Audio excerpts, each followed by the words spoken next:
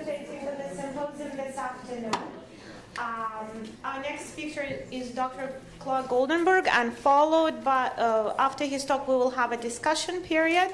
We will ask probably during the discussion period for people to come closer a little bit so that we could actually have a discussion. So without further ado, do I have to remind people about the garbage? Probably. I didn't see Carmen, but I'm guessing yes. Without further ado. Go ahead and do a quick introduction. Rebecca Callahan from Over Curriculum Instruction, and I'm very happy to be here today. I'm very honored to get to introduce Dr. Claude Goldenberg. I first met Dr. Goldenberg a few years ago when he was still director of the Center for Language Minority Education Research. And I think this is a wonderful culmination of your speakers today. In the morning, we've focused on the neurological, the cognitive, the structural processes of bilinguals and bilingualism. And my research deals with this practical application into real life, what we like to say into real life. Dr. Goldenberg's research has been very powerful in this area because he takes the research on bilingualism into the lived experiences of bilingual students in our schools and how they actually proceed. We see from all these studies that we see this very clear bilingual advantage, and that doesn't always play out in real life. So to give you a little bit of background on Claude here, he has dedicated his career to improving the education of bilinguals in our country. And he started at Princeton and then came down here to Texas, and we almost apparently got him for grad school here at UT. He taught in the Edgewood district just southwest in San Antonio, but California, UCLA was a little bit more tempting than Austin at that point in time. Who knew? Go figure. And then he was at Cal State Long Beach and is currently at Stanford University. And I think we're shifting now from this neurological and cognitive over to the social and the affective side. And Dr. Goldenberg has a wonderful quote on bilingualism is not a handicap in a recent piece that speaks to Dr. Bialystok's point about the quote-unquote lapsed bilinguals. We have a nation where one in four kids now comes from a family where a language other than English is spoken. So we have a potential, very rich, bilingual, biliterate society if we capitalize on this work. And this is Dr. Goldenberg writes that instead of maintaining and building on the home language abilities of 11 million students in our public schools, we are actually attempting to quash them, if only by neglect. And so I think we'll hear more about that in his talk. And he has current research funded by Save the Children on the literacy practices in Rwanda and the implementation and quality of programs for EL students, bilingual EL students, in the San Francisco Unified School District, as well as a number of different projects at hand. And he's the Nomalini and Olivier Chair Endowed Chair in Education at Stanford University. So thank you for coming with us.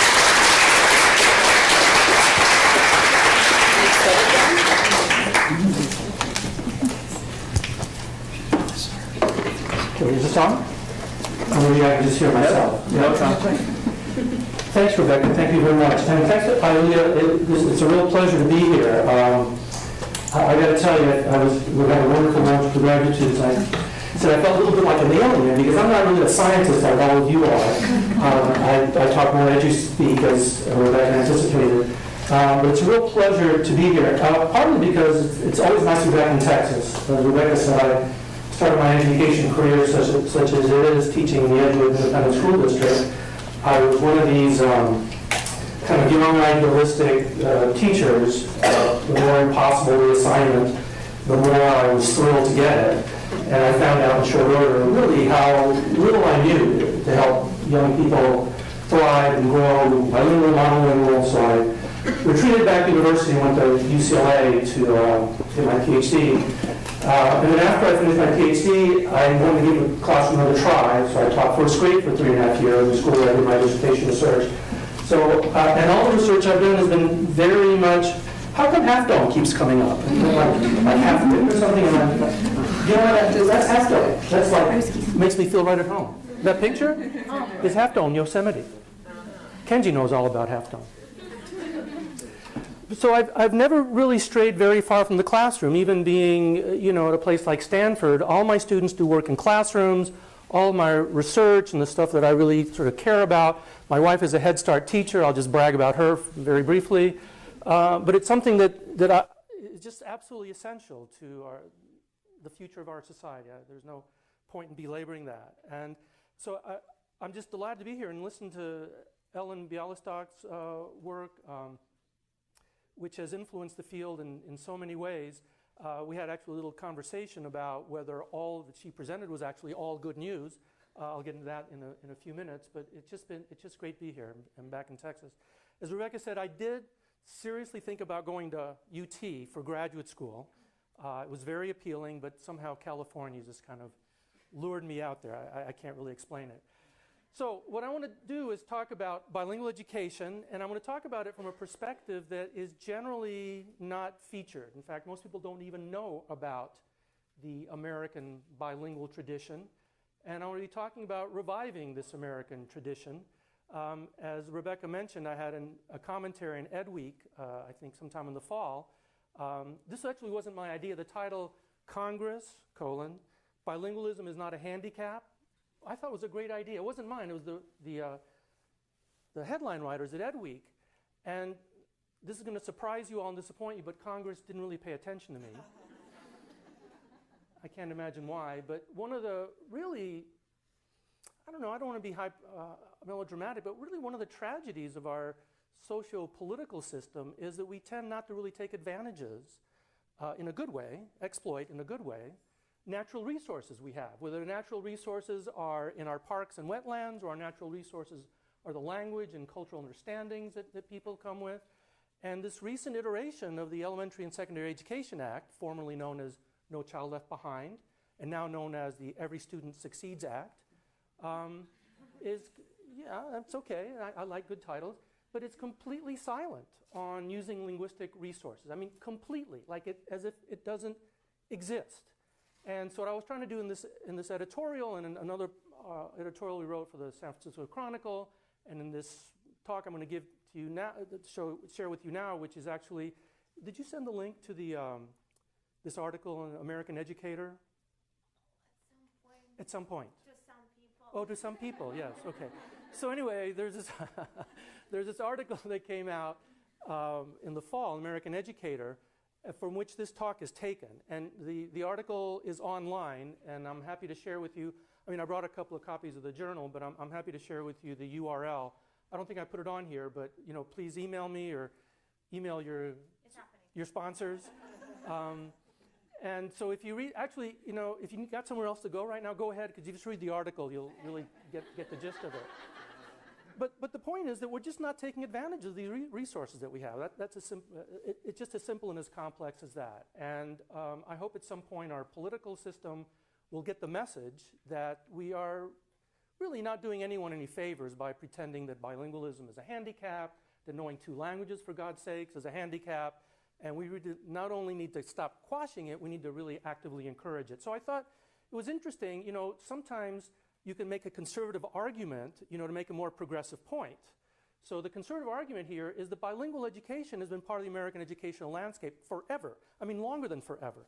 And I'll get to that in a few minutes. And my argument is we need to recapture. We need to revive that American tradition, and we don't do it at our own peril. So this is the American bilingual tradition. How many people have heard of this book? Well, yeah, okay. It's one of these, oh good, one person. So it's one of these sort of hidden masterpieces. It's very difficult to read. Heinz Kloss, as you probably might figure, is German. Now, nothing against Germans, right? I'm not going to bring up World War II or anything like that, but the way they write makes it, shall we say, non-transparent. I mean, I had to read this book and read sections over and over to really understand what Dr. Claude was getting at. And once you understand, you see there's something very powerful going on. It's a political, historical document that takes a look at how American education has always had some component of bilingual education. So let me talk to you a little bit about the American bilingual tradition. The first known bilingual schools on the North American continent were 17th century Polish settlers in Virginia. Who'd have thunk it, right? 17th century Polish settlers in Virginia. It turns out there's an economic argument here. Surprise, surprise. Turns out that the English settlers needed the shipbuilding skills and tar-making skills of these Polish immigrants who somehow landed on the shores of North America. And they wanted them to stay. And one of the ways that got them to stay was to grant them the rights of Englishmen. And one of the rights of Englishmen is to be educated in a language that you understand. So they permitted the 17th century Polish settlers, in whom they had a huge economic investment, to educate their children in Polish. And that's where it started. And bilingual education has existed to the present day in the United States, with a brief interruption during and right after World War I, because of the tremendous German antipathy and fear of Germans. I mean, there was a war going on, so let's not forget that.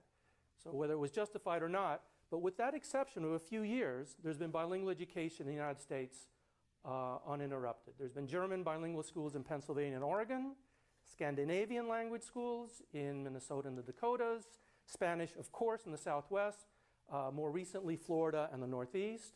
I say more recently in Florida because there's Spanish in the Southwest before modern, contemporary bilingual education, which, as we know, is dominated by Spanish language. But it's been around long before modern, contemporary bilingual education. In Florida, as you probably know, Cuban immigrants who escaped from the Castro revolution, the Castro regime, set up the most successful system of bilingual education. And this was in some ways not really an innovation, because they were just doing what generations of previous immigrants had been doing, which is in order to sort of integrate themselves into the society, they wanted to maintain. They didn't see maintaining their language as a means of communication, a means of cultural affiliation. They didn't see maintaining that as in any way antithetical to integrating themselves into American society. And as you know, the Cuban immigrants, there's some socio-demographic variables, obviously, but they've been among the most successful of the immigrant groups to the United States. But they really made bilingual education a thing in southern Florida. There's been Dutch in the Michigan, there's been Czech in Texas and Nebraska, there's been Italian and Polish in Wisconsin, there's been French in Louisiana and the Northeast. And by 1900, over 1 million elementary students, more than 6% of the school-age population at the time, was receiving some form of bilingual instruction. Today, the situation is a little bit different. Now, bilingual education hasn't exactly been extinguished, despite the efforts of Arizona, Massachusetts, California, I'm saddened to say. But at most, we have 3% of the students in any sort of language immersion program where they're expected to become proficient in 2 languages. I mean, it's by far the exception. Less than 1% of the high school students score 4 or 5 on foreign language AP tests. Now, kids in AP programs are not in immersion programs. You know the difference between being in an immersion program, a dual language program where you're expected to learn language and literacy from the beginning of school. High school students take AP courses, they take the AP exam, and of the 16 million high school AP exams, less than 1% have students that score in anything remotely like proficient in a second language. We have what Lewis said, monolingual myopia. This is probably no news to anyone here. Schools and colleges are failing America's young if they let students slip through their education in an English cocoon. And as Ellen mentioned, has been alluded to previously, the United States is really in the minority as far as not just the developed world, but the world in general, as far as the language capabilities, bilingual, multilingual capabilities of its students and its adults. Now, there are some hopeful signs. We have, for example, middle and upper middle class families asking for bilingual education. We have something called, how many of you have heard of the seal of biliteracy? It's kind of taking off in California. I was in Colorado recently. In 10 states, there are 14 more in the works. Is it going on in Texas?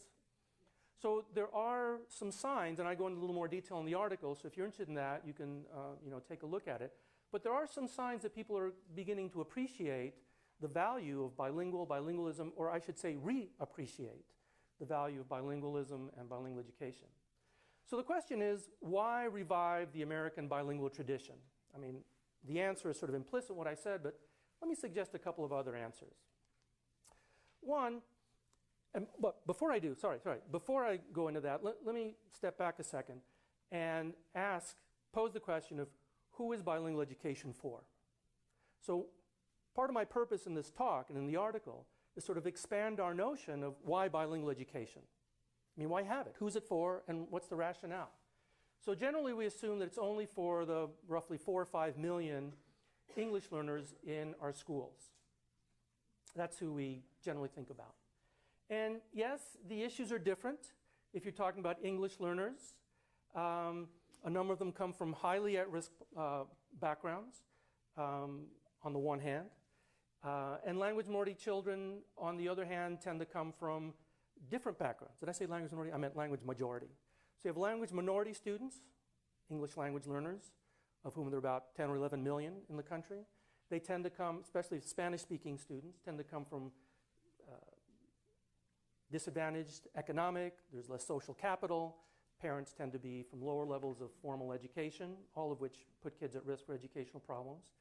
And then we have language majority children who come from very different backgrounds. I mean, especially the children of parents who express an interest in having bilingual education tend to come from a completely different demographic. So you're really talking about a very heterogeneous population.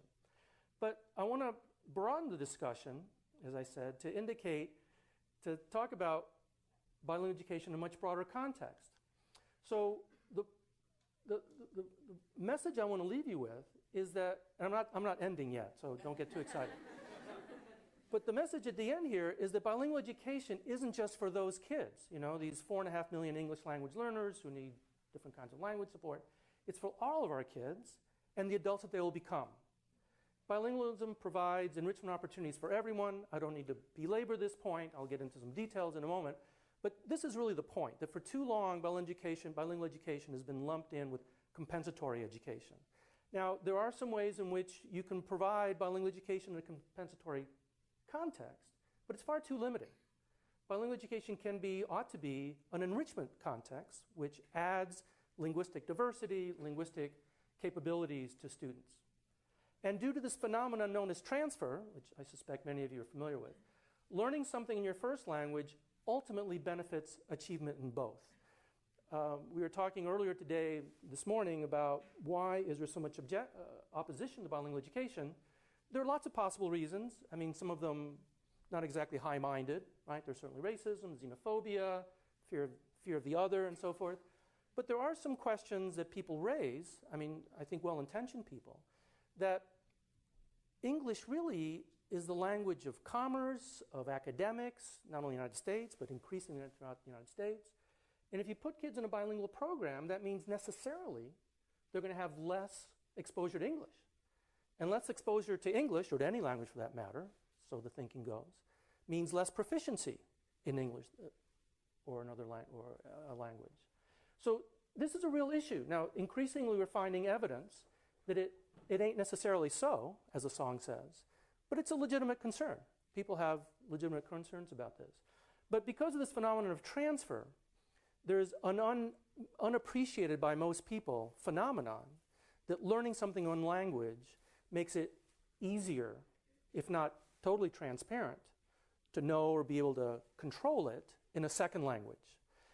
This is a subtlety that maybe for those of us in the room is like no news, and it really is no news, but I've been in discussions with people where it's like a revelation. The assumption being that in order to know something, you have to know it in a language that you then have to be able to produce it in. And to some extent, there's some validity to that. That's one of the problems with bilingual education, this program, or English language learner programs. Kids might be in a Spanish language program and then get tested with high-stakes tests that have real consequences for teachers, students, and schools in English. Now, if transfer were the sole mechanism underlying learning, then that shouldn't be a problem. But there's a lot more going on besides transfer. Transfer makes content accessible across languages, but you also need to know the language in which you're being tested or in which you're conversing. So transfer is only part of the story, but it's an important part of the story. So why revive the American bilingual tradition? And I'm going to come at it from two directions. One from the ELL direction and one from the everybody direction. So here's my favorite list. Knowing 2 or more languages is better than knowing 1. Feel free to disagree. I know. You can talk to more people. Now, if you're an introvert like me, that's not really helpful. But in case you find this advantageous, you can do that. You can understand more people. You can travel to more places and talk to the natives. I found that very helpful. You can be more like the rest of the world. Now, if you feel like Donald Trump does, that you have to lead the world, and that will not persuade you. But if you think in this respect being more like the rest of the world linguistically is an advantage, then you might be persuaded by this. You get bilingual jokes. And then most importantly, you can make bilingual jokes. My parents and I make bilingual jokes all the time, most of which I really can't repeat. But let me give you some other reasons that may be more persuasive to politicians or other people in the audience. There are economic benefits. Bilingualism has been found to decrease the likelihood of dropping out and increase the probability of higher status jobs and earnings, a recent study. Workers who speak foreign languages, especially Chinese and Spanish, there's a higher demand for them. There was a study published in the Wall Street Journal, of all places. The Wall Street Journal. I love studies like this in the Wall Street Journal because you have instant credibility. And they quoted a job coach saying it's easier to find them jobs, them being bilinguals. It's easier to find them jobs and they often get paid more. Right? Now, I mean, I don't mean to be political, but that's an argument that even Republicans would like. In fact, I think we need to be mindful of the politics here. And let me just make a little digression. One of the few programs during the Reagan administration that survived the Reagan administration was Head Start. Now, do you know why Head Start survived? This is just my theory. I don't have any inside scoop on the Reagan administration. Because they had the high scope studies. They had the early education studies that were not really of Head Start, but they were high quality preschools that showed over time that for every dollar you spent on quality preschool, you got a $7 return. Now, no joke, that's an argument that even Republicans would like. And it's no accident that that's one of the few programs, the Great Society programs, that survived unscathed during the Reagan years. So we have to take the politics of this seriously. You know, there is an electorate, as you know. People have priorities, as you know. Politicians do whatever they do, but what popular demand, we've seen the evidence of swells of millions of people demanding certain things, the effect it has on the political system. So we have to keep these considerations in mind. And we also have some evidence that lack of proficiency in the home language can lead to annual income losses of $2,100 to about $3,000. Right? It's not a phenomenal amount. It's not the difference between buying a yacht and not buying a yacht, but it's not trivial. Now, I will just say, in all honesty, you can find it's a messier literature on the economic benefits. I mean, I've kind of cherry-picked here the ones that I think are most sort of persuasive and that obviously feed into my case. But in general, there's a very compelling evidence, and you can find countervailing studies, but there's compelling evidence that there is an economic benefit to bilingualism. I haven't said bilingual education yet, but to bilingualism. There are cognitive benefits. I definitely don't need to belabor this. I think we've talked about this attention, for example. I'm really into attention now and trying to figure out whether it's attention or inhibition. I'm very confused, but I hope to sort it out soon. There's evidence on working memory. There's awareness of structure and form of language, meta-awareness. There's abstract and symbolic representation skills. And of course, one of our favorite studies here that Ellen didn't talk about, but I will point out, is delayed onset of Alzheimer's. So there's lots of cognitive benefits associated with bilingualism. And then there's some social benefits. I'm sure many of you experienced this. Bilingual education has been shown to have positive effects on intergroup relationships, identity, self-esteem. There's some evidence that white English-speaking children in bilingual instruction are more likely to choose Latino as friends compared with peers in multi-ethnic classrooms not in bilingual education. So the independent variable here is being in bilingual education, not just sort of proximity effects, but actually being in a program where learning and academic engagement students take part in it in multi-ethnic and multilinguistic environments. So, all right, given all these advantages, why not English only for EL? So this is the question that I get all the time. And honestly, I used to get it from my father all the time. I'm originally from Argentina. Spanish is my first language. And when we came to the States, I was in a submersion English program, right? There was no such thing as bilingual education. I mean, this was not 17th century Polish immigrants. I just plopped down into a preschool. And I remember being horrified and terrified that no one understood me. I didn't speak the language. This was a strange place.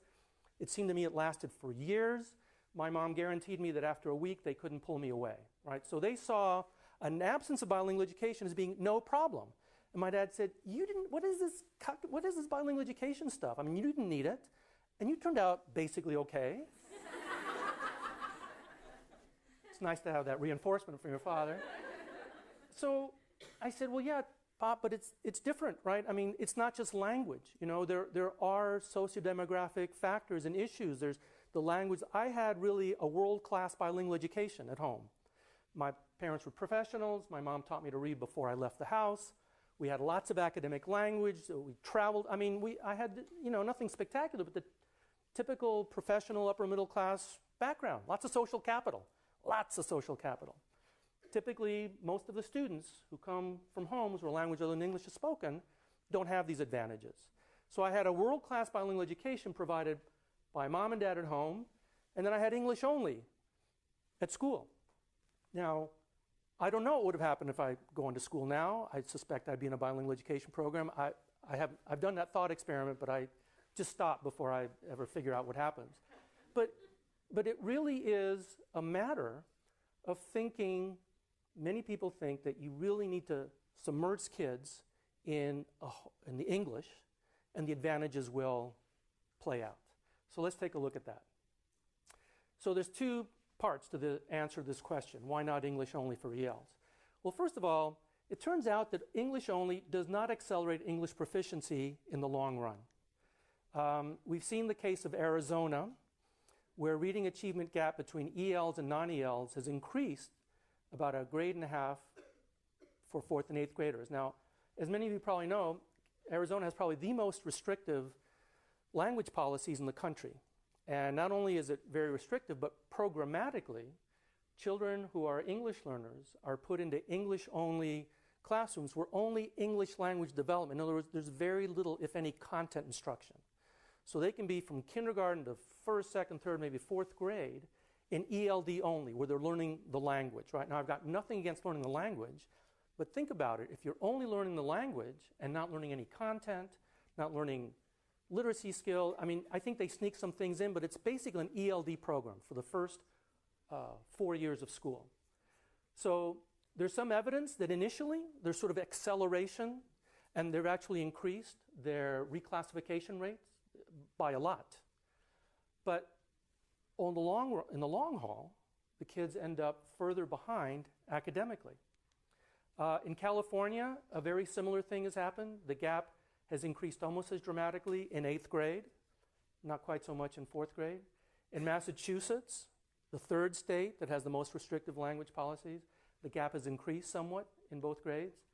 And in the country as a whole, the gap has decreased nearly a grade level. The gap between ELs and non-ELs has decreased by nearly a grade level in 4th grade and slightly in 8th grade. So the idea, let me tell you, here's a good one. I'm going to talk about that. Yeah, there it is right there. So the idea, let me back up. So the idea that by going English only, which these 3 states have done, for the most part, with varying degrees, the idea that English only is really going to play out in eliminating, even narrowing the achievement gap. I mean, there's just no evidence for that. Now, states vary in different ways, and you have to be very careful. There are lots of variables, and this, again, could be a sort of a cherry picking. So let's take a look at a study that I think is probably the most important that's come out in the past few years, done by a student and one of my colleagues at Stanford. How many of you are familiar with this study? Ilana Umansky and Sean Reardon. How many people are familiar with this study? Okay. More people should be familiar with this study. This is a good study, right? And it's relevant.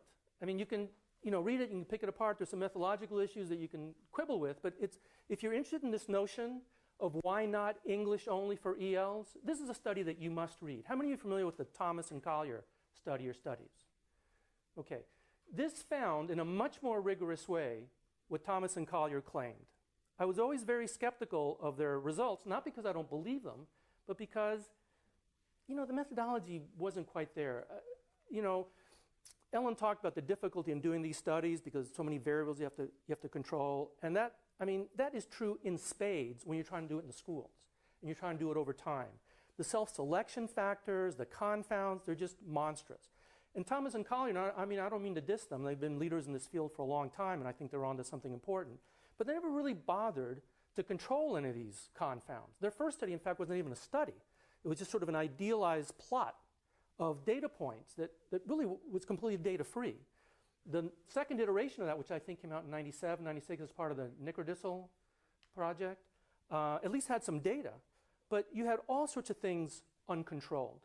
This is the best study that has looked at the effects of different kind of language programs over time, controlling for about as many things as you can control for, short of a random assignment.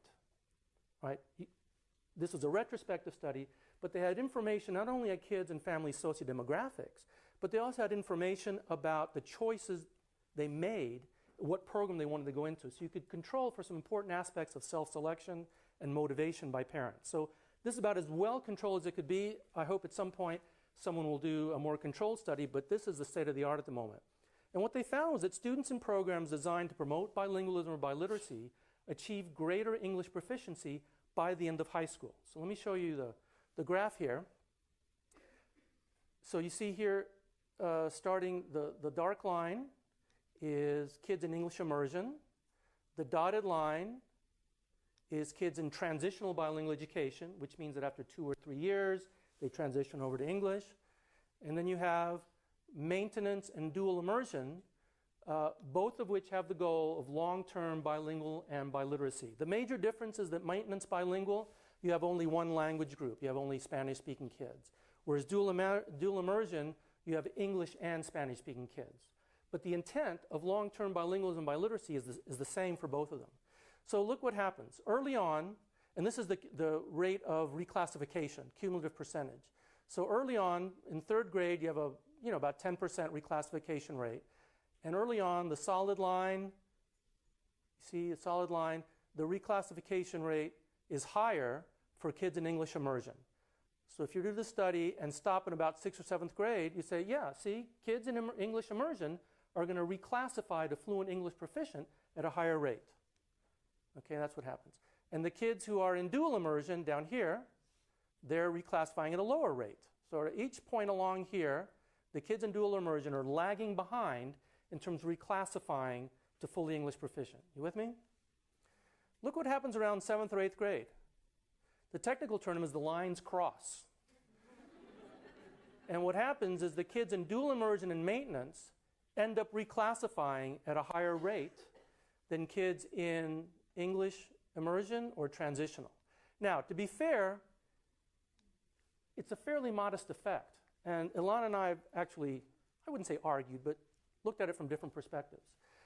She thinks that's a really big effect because it's a significant fraction of an SES we know is like one of the biggest effects on achievement. So anytime you have an effect that is, say, a significant fraction of an SES effect, you say, well, that's not trivial. So she estimates this is maybe about, 0.2, 0.3 of the SES effect, which can be as big as a standard deviation, 2 standard deviations. What happens is the difference between this point and this point is roughly about 5%, 5 or 6%. So based on this, you would conclude that long-term bilingual education leads to, or either maintenance or dual immersion, leads to 5% more kids being reclassified than if you do English immersion. Okay? Now, is that a big effect? Is that a not big effect? I'm not sure. You can decide that. But what it definitely demonstrates is that English-only instruction does not accelerate English proficiency in the long run. You can in no way argue that English immersion accelerates English language proficiency because it's just contradicted by that. If bilingual education is a big effect or a modest effect, is it worth the investment? We can certainly argue about that.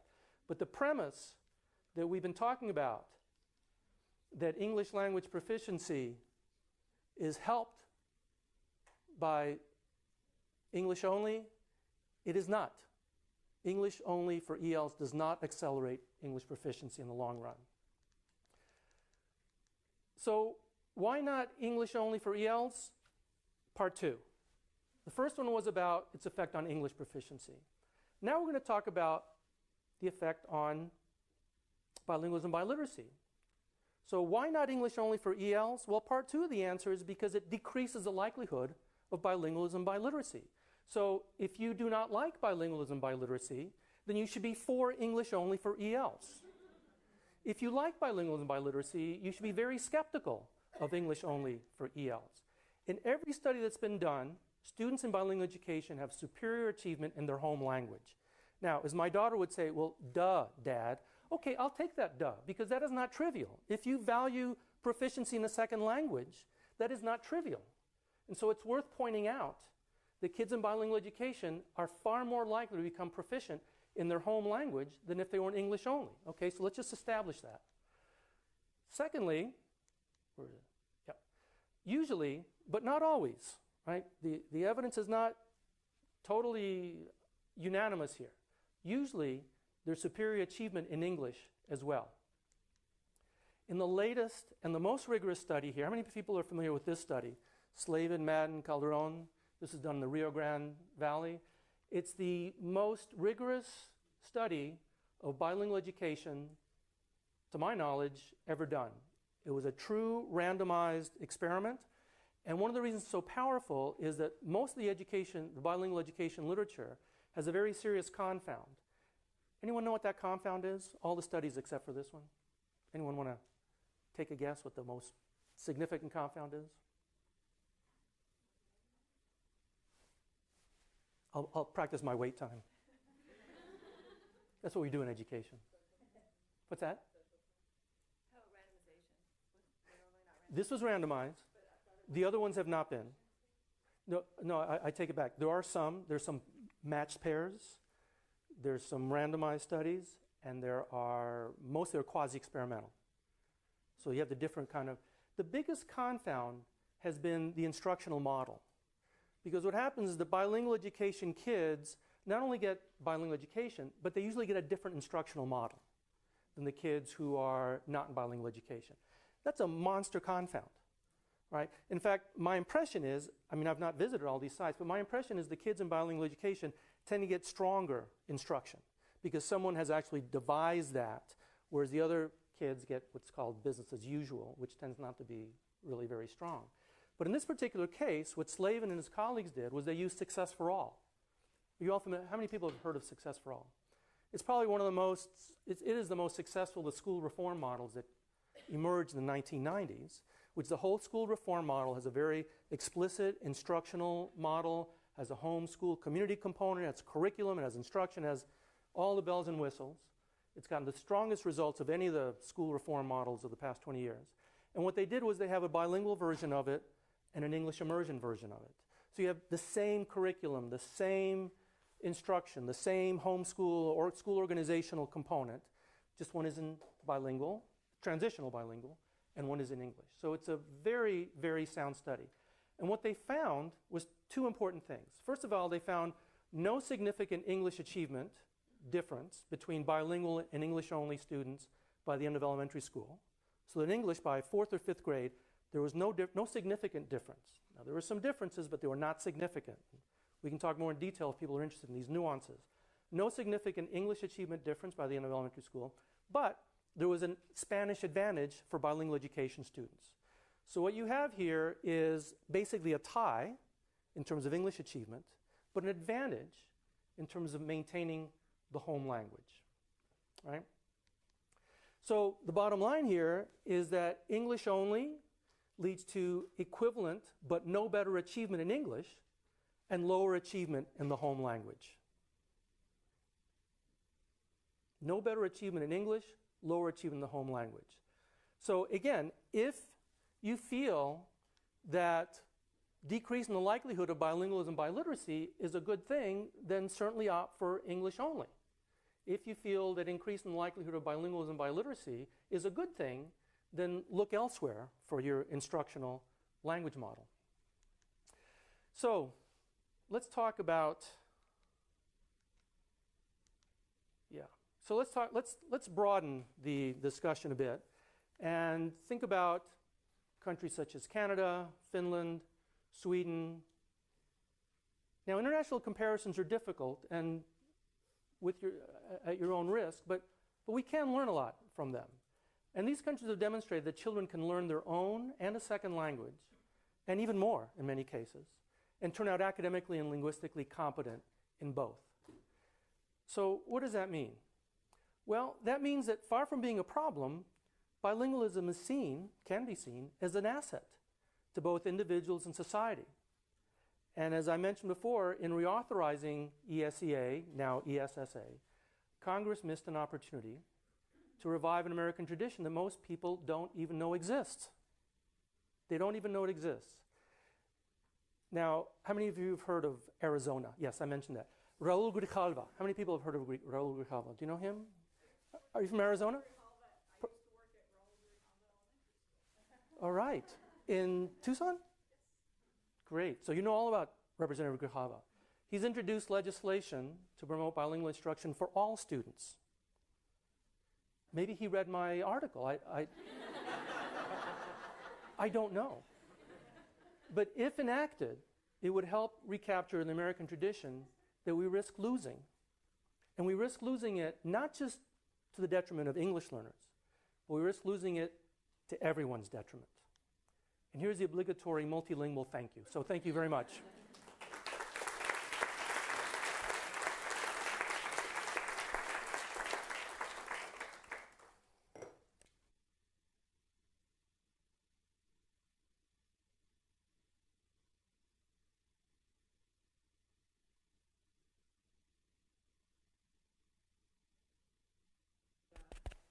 The reality is you're dealing with a very, as a non-American, I'm sorry, maybe we should use the microphone.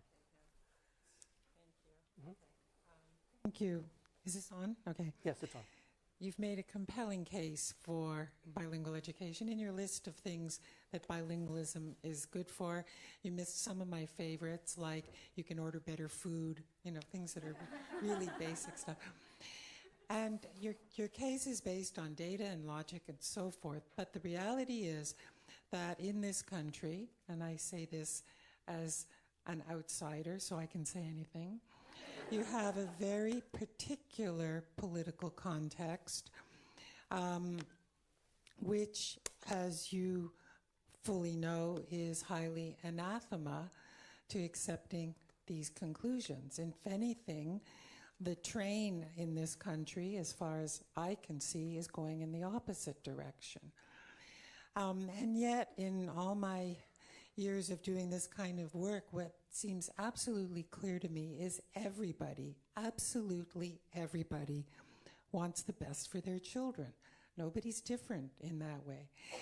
So since you work in the real world, you work in education systems, what are you going to do about this? I just want to interject. I'd mentioned to you briefly that I was at a very bizarre meeting where I had to do a presentation on bilingual education. My presentation was trashed for two reasons. One is because I included studies that were not conducted in the U.S. and were therefore disqualified from consideration. And the second is my conclusion was pretty much what yours was. Everything is the same except you also learn another language. So I was just ejected from this meeting in the worst possible way. So what are you going to do in a practical sense with education in this country?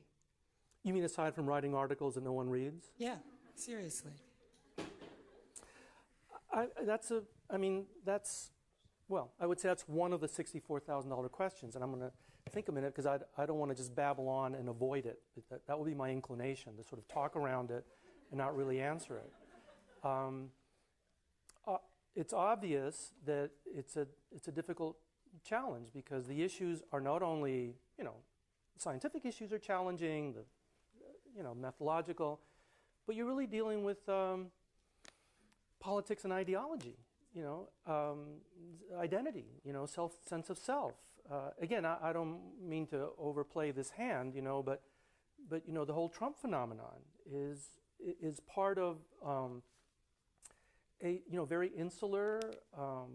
And I apologize. I don't mean to really make obnoxious political statements, but there's a very Well, let me, I came from Argentina, and I sort of grew up hearing from my parents how insular the United States is, how provincial in a lot of ways, how insular and provincial. I mean, I'm not going to give you a string of adjectives, and that is a phenomenon, that is a reality.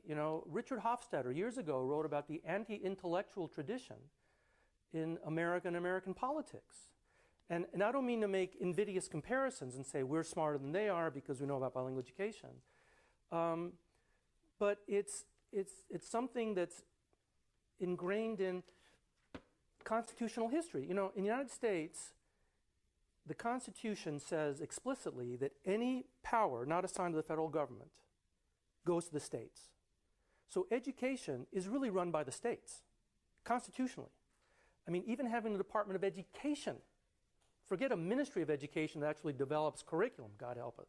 Even having a Department of Education is controversial because this goes deep into our constitutional history. Our history of federalism, there's always been tension between the central government and the states. So it's a problem that has to be taken on in real way, sort of state by state. The most that the federal government can do to encourage something is to offer money. That's what No Child Left Behind was about. They couldn't force schools or states to test kids. They could just hold money if they didn't. And Vermont famously said, we don't need your money because we don't want your testing. But for most states, California, high poverty states, that's sort of economically just not viable. About 10% of the education budget in the country is from the federal government. And for some districts and states, that's a huge portion of what they're spending. So the federal government has very limited power. The most they can do is offer carrots in the form of grants to encourage something. So it's a state-by-state problem, which, as you see, kind of multiplies the challenge. So I did what I said I wasn't going to do, which is kind of dance around the problem. I mean, I think if we're serious about this, we have to take political action, contact our representatives, write stuff that people may read or may not read. I published something in the San Francisco Chronicle that got maybe 3 responses, one of them very negative, 2 very good job, and that's about as far as it went. Now it could be it was a crappy article, so no one read it and didn't bother to respond to it. But it's not something that really generates a lot of interest. I'm sorry for that non-answer, but... Good answer, thank you. Yes, Karen. So I'm curious about just the economics of this, right? So I think if I'm not mistaken, all of the data that you showed were kids who had a different home language, right? So they're getting the one of their languages from home and the other from the surrounding communities or schools.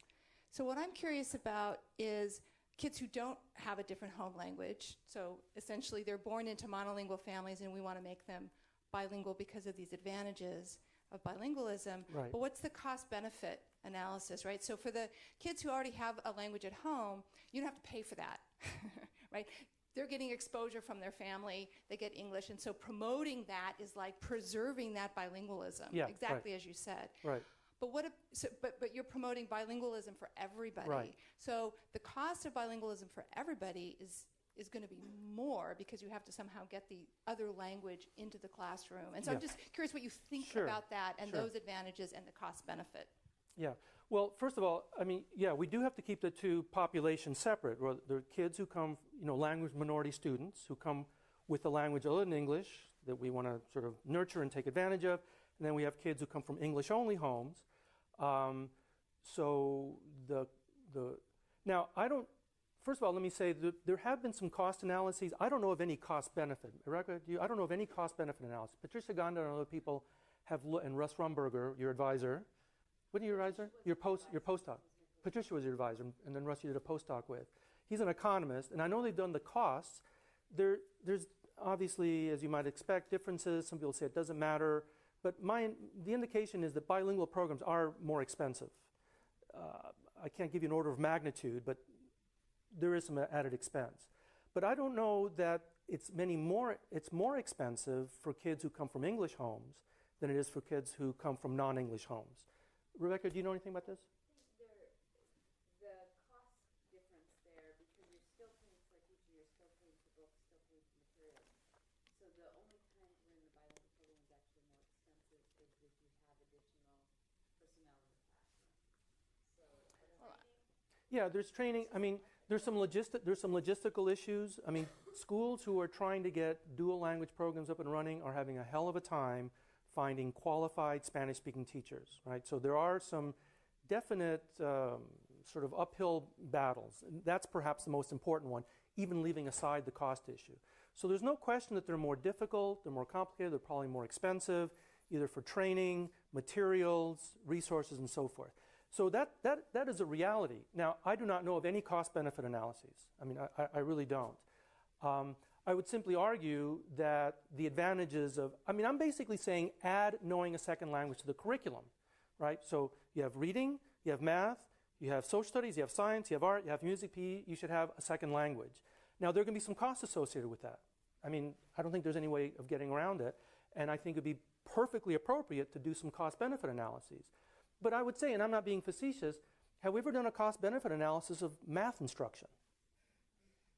I mean, I've never heard anyone say, well, I don't know if math is cost-effective.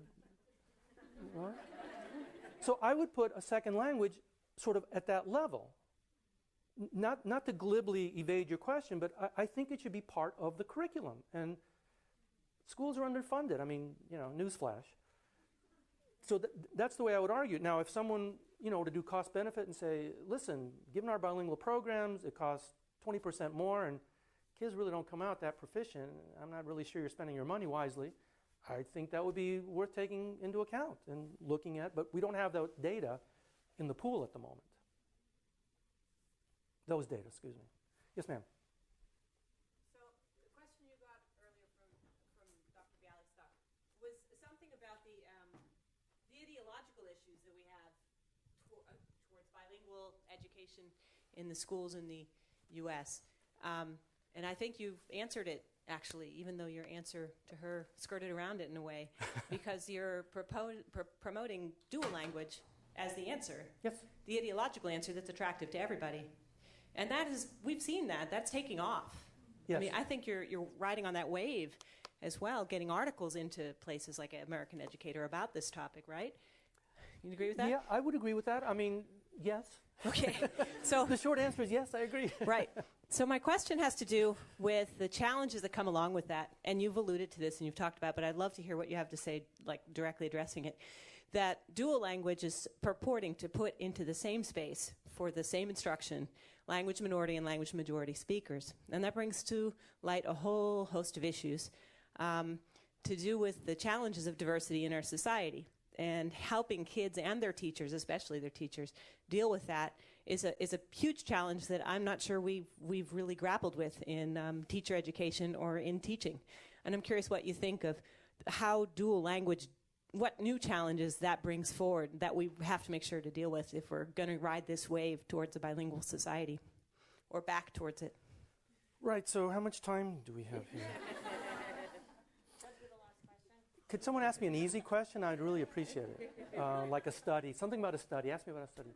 Well, there are tons of challenges, and you mentioned them. I mean, the challenges are, well, let's just start with, let's start with the technical challenges of knowing about effective instruction for English learners and for non-English learners learning a second language. Now, we have some useful models, we have some research, but I would argue that our knowledge base for effective practice for English learners is very weak. Very, very, very weak.